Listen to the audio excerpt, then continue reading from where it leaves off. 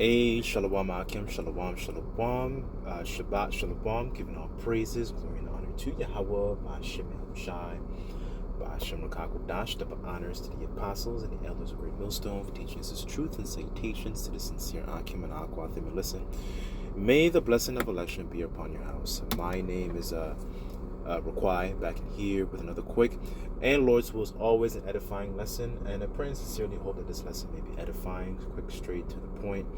For today's lesson, I just want to go through a bit of short exhortation in regards to the making of many books, and essentially how the making of many books can be essentially detrimental to your character and your character development, right? And this is something that I have experienced myself, and understanding and noticing that that spirit of actually going into various different books that actually might add essentially what the different books will do is add more information in regards to secular pieces of history that are tied to certain prophecies. So for example, you can have a prophecy such as Revelation 20, where it discusses how we would rule for 1,000 years during that the Dark Ages, or also known as the Middle Ages, also known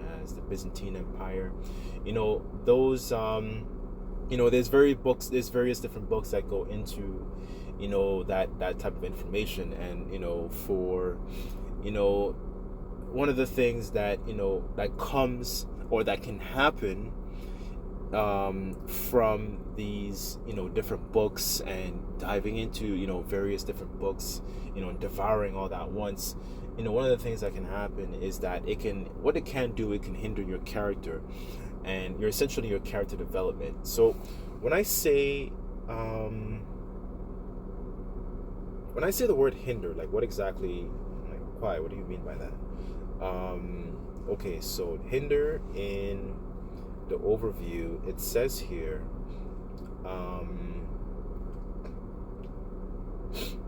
it says create difficulties for someone or something, resulting in a delay or obstruction. So it says similar, hamper, obstruct, impede, inhibit, retard, balk. It says to delay.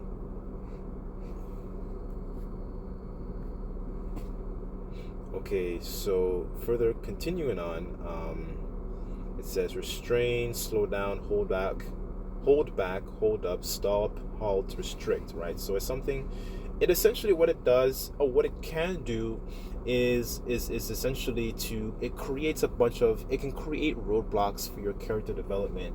And that is something you don't want, right? Because we coming out from a culture where that culture doesn't actually give you the tools and the proper guidance and the proper templates of how to actually live as upright individuals. And where do you get that from? You get that from the scriptures, right? You get that from the different accounts, from our different forefathers. And that's why you get a transform. That's why it says in Romans, be not to be conformed with this world, but transformed in the renewing of your mind. Because then you learn and understand, like, this is the way our forefathers and some of our foremothers actually conducted ourselves, right? And what it can do, I'm not disregarding the information. I'm just, showing a potential end result of what can happen in terms of, the making of many books, the diving into many books, that so it can essentially, what it can do, it can force you to prioritize that information a lot more, and it can be detrimental. Not even a little bit, it can be. I'm saying this from experience as well, because and I'll get some scriptures in a second, just bear with me. I'm just wanted to shed some light on this, because one of my favorite books is Nature Knows No Color Line by J.A. Rogers. And it goes into a lot of our history from different empires, going into Greece, Rome, up until the Middle Ages, the Dark Ages, right? And for me, that was information that you never learned learned in school. You never learned that in colleges and universities. That's why all those so-called investments are a complete waste of time, right? So let me start here with the book of Sirach, actually. And I sincerely pray and hope that this lesson, really is edifying. So what I want to do is I want to go to Sirach chapter 37.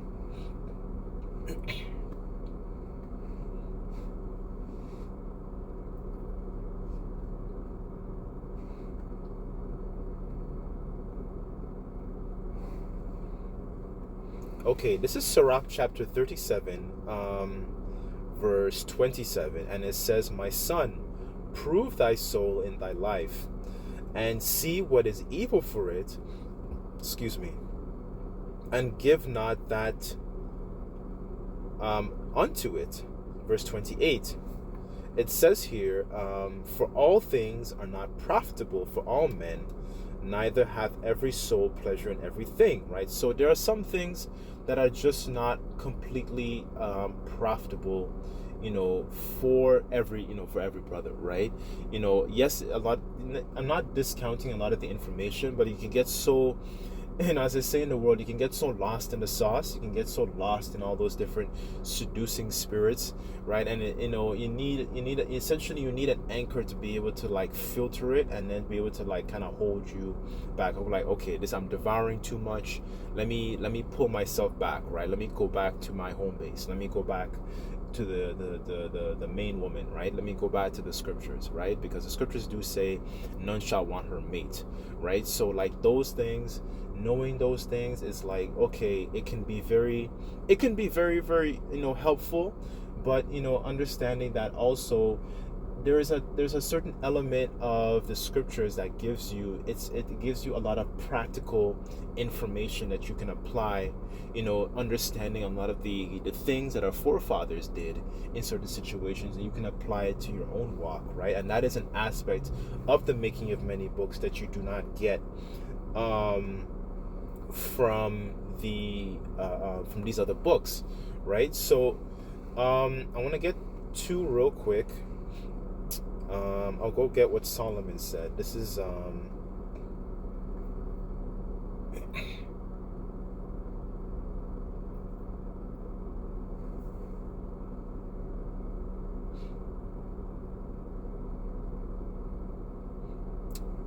Ecclesiastes chapter 12.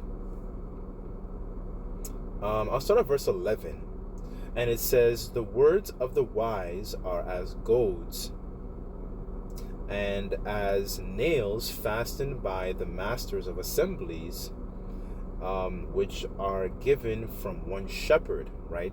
I'll read it in the AMP here, and it says, "The words of the wise are like prodding goads." Actually, let's Google that. What's a goad? I believe that's an agricultural tool. Let me just look that up. Okay, so a goad is a pointed rod or stick, often with a metal tip, used to prod, guide, and spur livestock such as oxen into motion. Okay.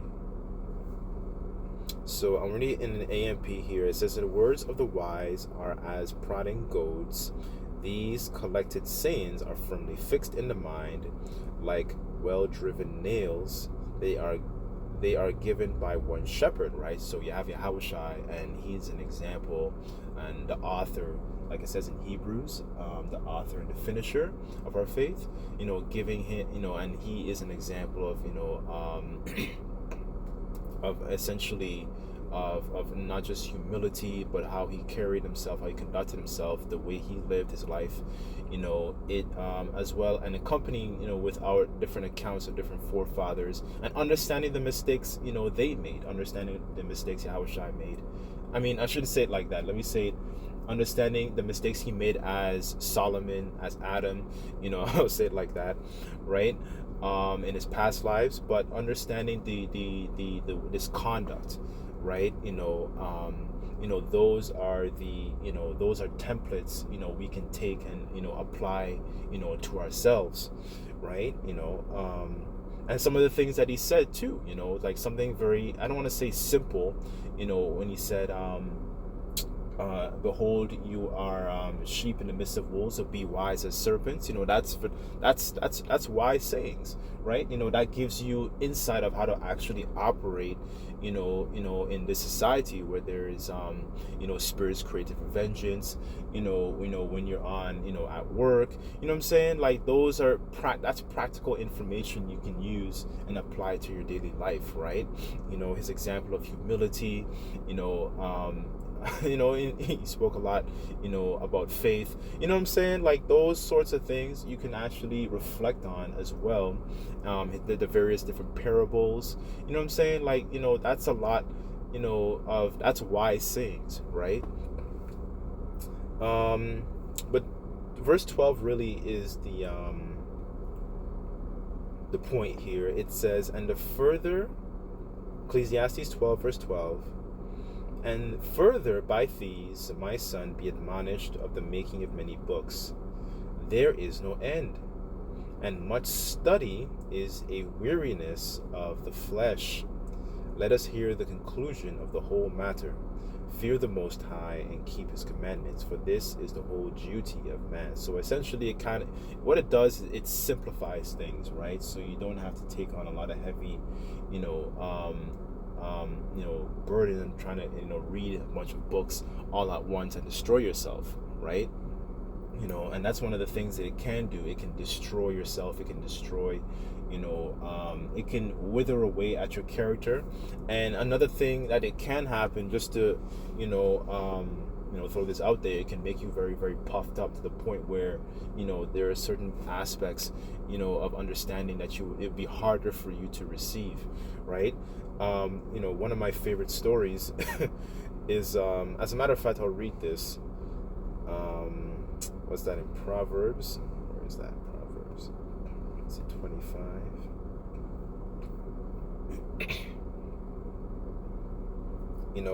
This is Proverbs chapter 25, verse 16. And it says, hast thou found honey?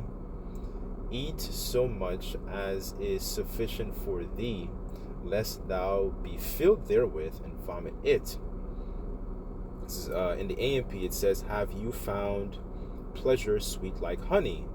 Eat only as much as you need, otherwise being filled excessively you will vomit it, right? So that's that kind of understanding, like when you think about it, like in a physical sense, you're not going to eat a lot more food than necessary, right? You're going to take your time and actually ingest what you can and what you need at a certain point, right? And one of the things I've noticed about books is that a lot of the making of and the reading of these many books is that it can cause you to be very puffed up, right? And that's one of the things to guard away from, right? Because when the one of the things the Lord hates, one is pride, and two, pride is when, as the scriptures say, is the department of when one departs from his maker, to roughly paraphrase, right?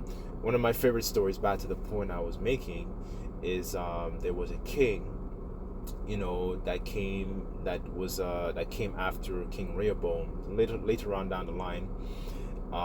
His name was Uzziah, and he was a king who was very righteous. So he began to reign when he was about 16 years old, right? And he sought the prophet, he sought the Most High, and the Most High gave him cunning, knowledge in regards to husbandry and in regards to agriculture, regards to the making of weapons and stuff like that.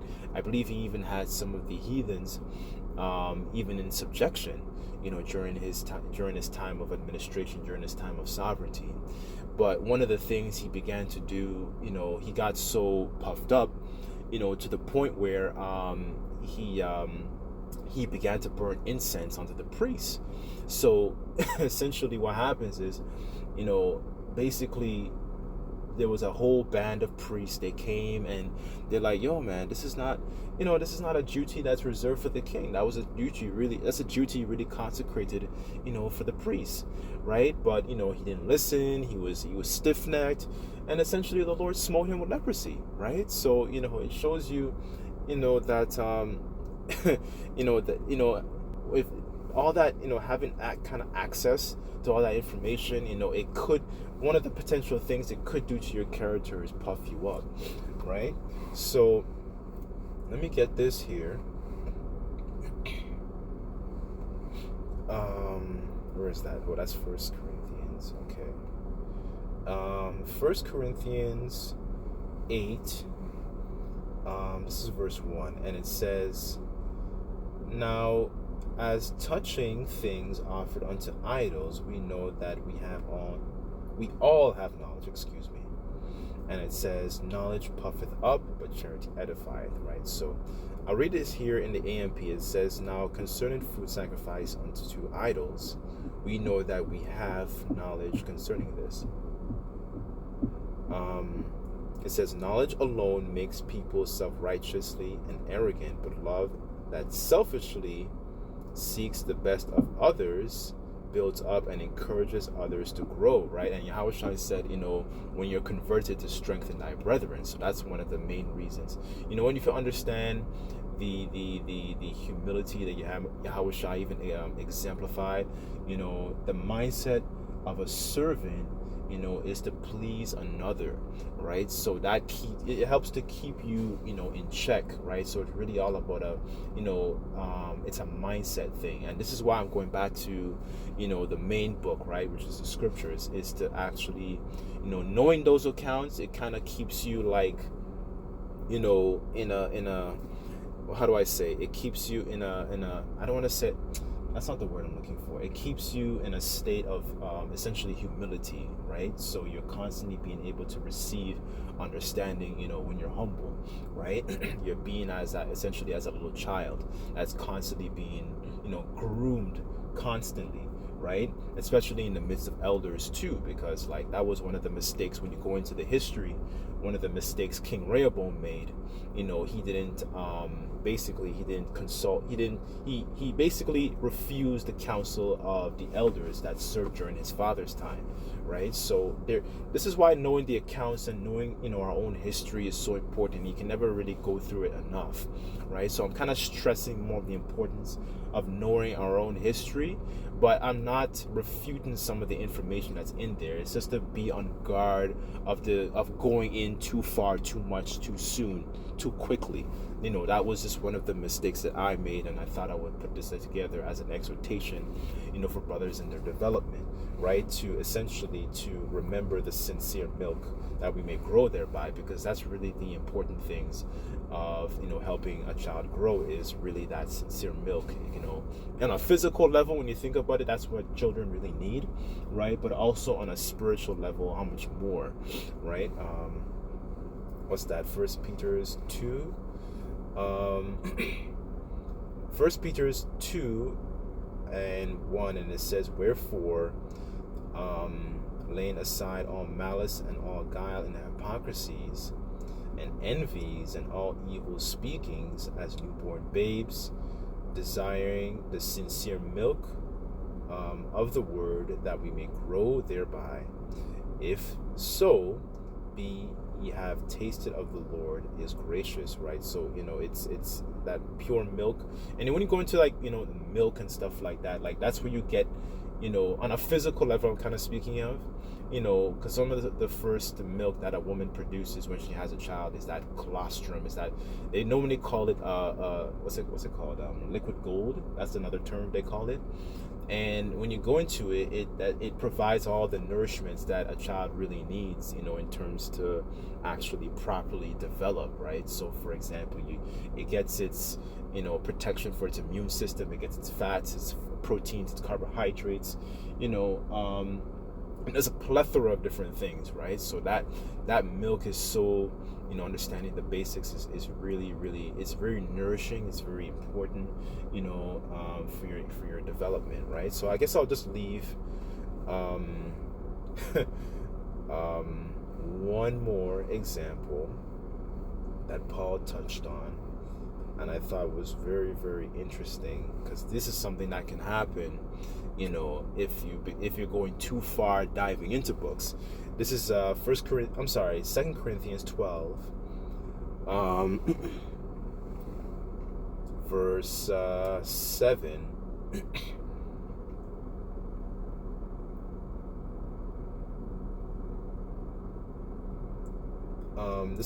And it says, "Lest I should be exalted above measure through the abundance of revelations, there was given to me a thorn in the flesh, a messenger of Satan to buffet me, lest I should be exalted above measure."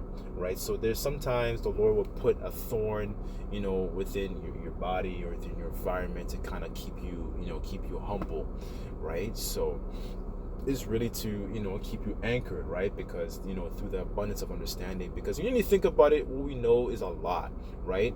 When you really compare it to like the of what the world knows, the gross darkness these people are in, it really is a lot, right? So that's why to have those an attitude, I should say, of servitude, helps to keep that the flesh in check, right? To be essentially a subject unto another, right? To have that mindset to serve one another, right?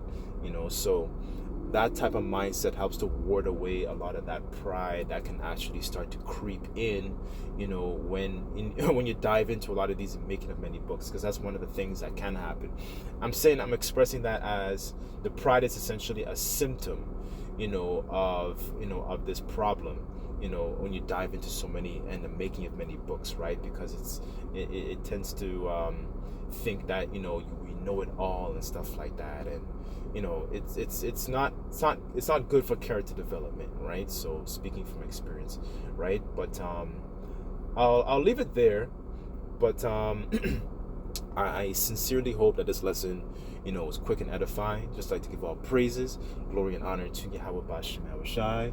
Until next time, I say Shalom.